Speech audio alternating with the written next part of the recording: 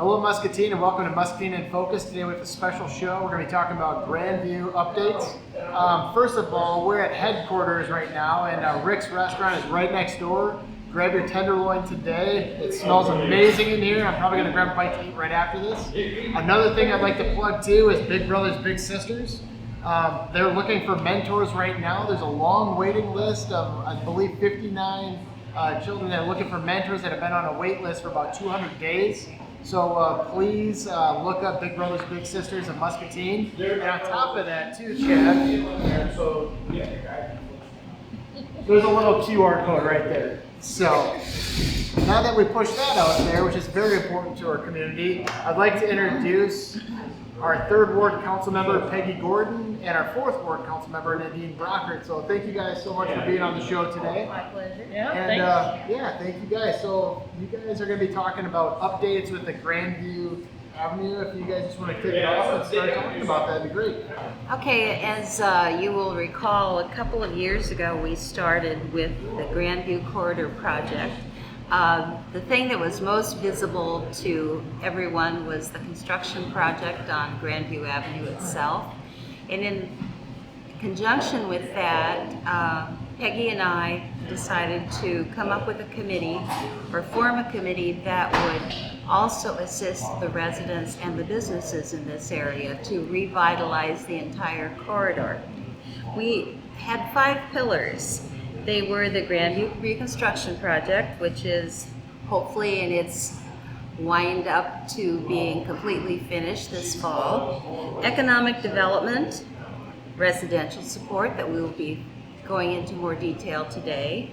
Business support, we have had 1 round of forgivable loans for businesses that were adversely affected by Phase 1 and soon Phase 2 of the Grandview Reconstruction Project, and the recreational amenities, and you're seeing some of that in progress in Taylor Park and Musser Park with splash pads and shelters and that sort of thing. Pickleball. Pickleball, oh yes, pickleball court. Yeah.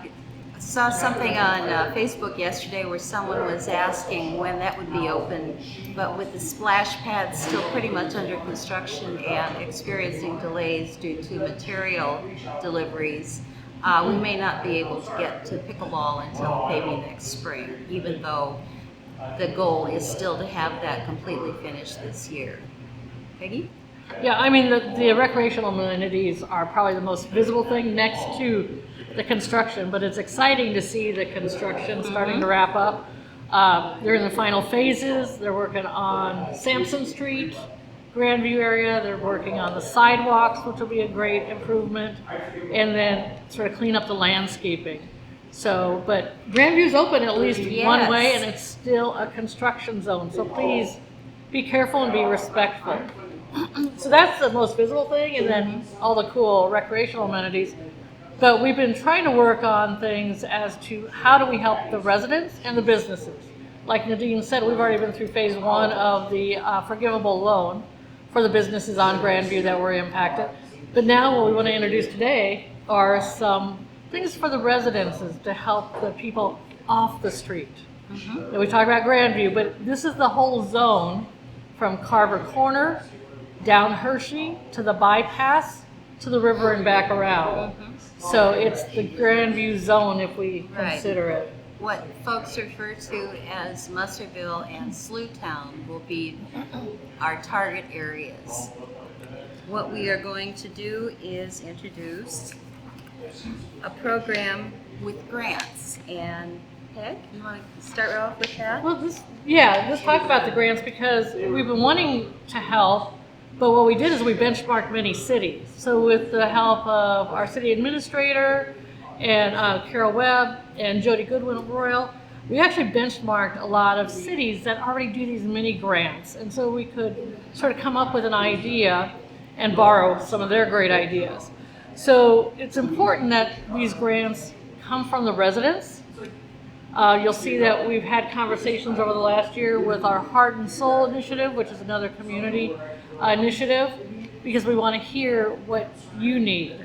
So we're going to introduce, starting today, our neighborhood grants for, again, the first phase is down here in Grandview. If we can make this work, we'll look at trying to repeat it throughout the next few years in the different areas. To give you a rough idea of what Tier 1 is going to look like, we call those the mini grants. The Phase 1 mini grants are funds up to $1,000 for small-scale projects and community events in the area. Phase 1 grants do not require a match, which is pretty good. The Tier 1 grant cycle will open on September 1st, 2022, and it will close on October 31st, 2022. Grants are awarded on a first-come, first-served basis, and the projects need to be completed within 90 days of the grant approval. I mean, so the goal here is to get activities out into the neighborhoods, whether it's a cleanup session. Do you need a dumpster? Do you have a group of neighbors that are willing to take this on? Or is it an event like movie in the park, pumpkin painting? I mean, we're coming up to fall. So we need neighborhood groups to help organize this and ask for the grant so that we can help finance these smaller mini grants. Other things are community garden spaces. If we think about up by Zion Church, they have a corner. Or over on 5th and Mulberry, there's a small corner pocket garden. So we can look at things like that. But think outside the box, look at what other communities are doing, and bring that forward. And there will be an application process, of course, but we should have 10 of these. We have the funding for 10 up to $1,000 each. Right, so if you wanted, for instance, to have a bang-up Halloween party, you could do that, but we would need to have you fill out your application and tell us everything that you were going to do, the venue, who all would be involved. With these Tier 1 grants, what is... There's a few things that are not eligible. So again, we want the neighbors to think about this. We want organizations to help, whether it's YPN, LULAC, maybe it's Muskerville Methodist. But what we don't want they can't be fundraising, okay? They're not for profit, they're not profit motivated events, they're not political events, and they're not religious events, even though I believe our churches and religious organizations down here have great volunteer groups, and they could definitely step up. So think about what we can do, again, to enhance and get people to know each other. So, so that's Tier 1. Again, this fall is what we're hoping for. It's 10 grants of up to $1,000 each. We'll help work out the way to pay for it after you apply and are approved. Tell us your story. And I think we're good. We have some opportunities. This is our first try at something like this. Then what we have as the next bigger one is what we call our Tier 2 program, which tends to be more property related. So next spring, we'll open up Phase 2 of our granting process, application time, and this is up to $10,000 for 4 homes within the same neighborhood, within the same block or two. And that's to try to improve the exterior appearance of the homes. Okay? It's not meant for internal or inside improvements, but do you need some help with painting, roofing, your porch, landscape cleanup, sidewalks, steps, retaining walls. So the goal here is to take a few homes, whether they're owner occupied, or we will look at one that's leased, landlord, and see what we can do to help the neighborhood. Yeah, the Tier 1 program at a glance is that will provide grants up to $10,000 for improvement to 4 or more homes. With this cycle of grants, a 50% match is required. An in-kind match would count, for instance, labor, or if you pay for materials, that sort of thing. The improvements must be on the property's exterior and visible from the street, so you've got more curb appeal, so to say. The cycle opens February 1st, 2023, and will close April 30th, 2023. And they will be awarded based on a scoring criteria. So with this, the $10,000 with the $5,000 match, that's $15,000 in improvements in about 4 homes is what we're looking for. And that's not $15,000 in cash. 10 from the city, that 5 could be, like Nadine said, it's that labor that goes in. It's getting a group to help you paint, or help redo a porch, that type of thing. If you have some security or safety issues, let's get those taken care of. All right, you two. So how do your residents get involved? They are welcome to look on the city website for the information that will be available on a page specifically for this project, and go from there. If they have questions, they can contact me or Peggy or our city administrator, Carol Webb, or the Community Development Department with Jody Royal Goodwin.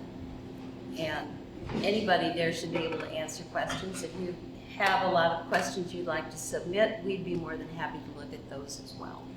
And of course, you have the neighborhood meetings coming up as well. Yes. That always helps to get more information as well. Yeah. Okay. Tonight it's going to be at the libraries at 6 o'clock. The farmers market will be having a tent, and that is August 13th, Saturday. South End Farmers Market at the parking lot behind Dollar General is on next Tuesday. And then there will be a meeting at Musserville United Methodist Church at 6:30 on the 17th, and the building will open at 6. So folks are more than welcome to come down, ask questions. Maybe we have a few refreshments there for you. Yeah, we want you in the door. Well, we want to have that discussion because we want you to brainstorm some ideas. You might bounce some things off and go, hey, I've got a group of friends that can do this type of thing. It's not that difficult. Whether, it's a book reading. It's like story time down here. It's puppets down here. There's lots of things that we can do embedded into the neighborhoods. So that's what Tier 1 will do for us. And if I may ask you, the application process too, just so everybody knows, when they watch this, what does that actually look like? Do they have someone walking through with them? Is it pretty easy? If you could just talk about that real quick. If they want help, yes, somebody will be more than willing to help them, Peggy or me or Carol or Jody or one of their staff. Yeah. And, it is first come, first served, so if you have a project or an event that you'd like to put on that meets the criteria, we'd love to see it. And there are, some questions and some details that we want. We want to know the story about what the event's going to be. We want to know your primary budget.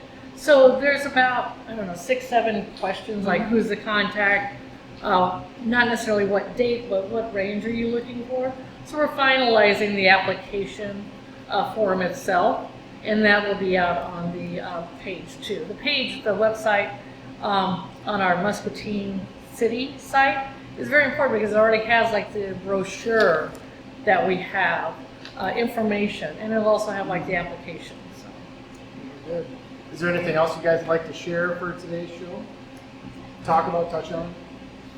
I've gotten some feedback on the upcoming rail merger and things that we can do to mitigate, hopefully, some of the anxiety that folks have.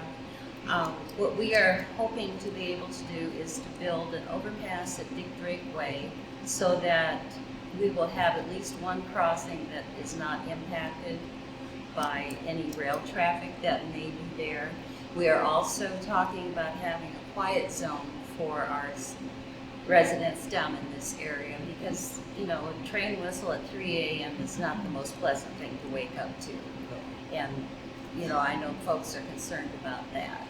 So if you have any other questions or concerns, please feel free to email me at my city account, nbrockert@Muscatine, Iowa, Iowa.gov. I think that's probably the big heavy hitter that came out from last week. and that money that has been offered to us, that we've agreed upon the amount, will go partially towards the 20% match for the overpass, and then part towards mitigating other things that need to be done. So it's not $3 million just for the overpass, but there's a lot of granting money out there for infrastructure, and so we want to take advantage of that, but you need that match, and that's going to help us with the match. So I think there's a good plan in place to help make sure we use that money wisely. Right. And we get that overpass, if we can, that everybody's wanted forever. Yeah, there's a lot of businesses that would benefit from this overpass. Yes. I mean, not only the safety component, but just the aesthetics of just trying to get over there if the train does block, right? It's pretty easy to do that as well. And I know that, the city's been working, we've been working with CP on trying to mitigate all of this as much as possible, but it's the railroad, right? Right. But they've been really good to work with so far. Yes, they have. Part of the agreement that we have with the CP gives us a grant writer. So we have a person in place who's already writing grants for us and who's already had some successes.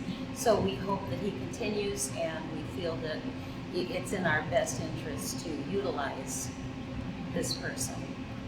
And we find that Muscatine as a whole has a pretty good success rate with grant writing. I mean, we just won another one this week to help with some planning. And so when you have a good grant writer, and this one for the ISIT planning grant was a combination from the city, the chamber, of course, community foundation, and the county, I believe. It's a resource that's shared, and it's proven out to already helped with that. So our team is great with trying to go after those grants and get everything that we can to get these big projects done. Yeah, that was a great phone call to get, I think. Yes, yes. Anything else you want to touch on in your ward at all? Well, we can all see Love's is under construction Right. at long last. Woo-hoo. And we have a new sidewalk going in on 67th Avenue West. Woohoo! You've been fighting that battle. I've been fighting the battle, and I am so happy that it's finally going to come to fruition, and the safety will be enhanced for the kids and the adults walking along 67th Avenue West. Yeah, safety is one of those top things that everybody wants in a city. I mean, safety is definitely number one for sure. So. Yeah, in Third Ward, I'd say it's probably still mostly around housing, in that the Mulberry to 8th Street to 7th Street, Cypress area. I mean, Jody's heavily involved in that. So is our Public Works, so is MCSA. There's Habitat for Humanity's building their new home. So just getting that whole neighborhood refreshed. So we're gonna get Grandview shored up here, and then watch for great things up there. So. Yeah, and it's always about baby steps, one step at a time, one day at a time. Nothing just gets done overnight, but there's things that you can actually see that are happening, which is really nice to see. Thank you guys so much for being on Muscatine in Focus today, updating everything happening on the city level. Thank you, appreciate it. And I'd also like to say thank you to headquarters for letting us utilize this space for our Muscatine in Focus show. If any of you are watching that are restaurant owners, business owners, anybody like that would like us to come to your place and do the show, please reach out to me. It's bbark@muscatineiowa.gov. And you spell out Iowa like Councilmember Brock did say. But thank you again, Muscatine, and remember, be your best, and we'll see you next time. Thank you.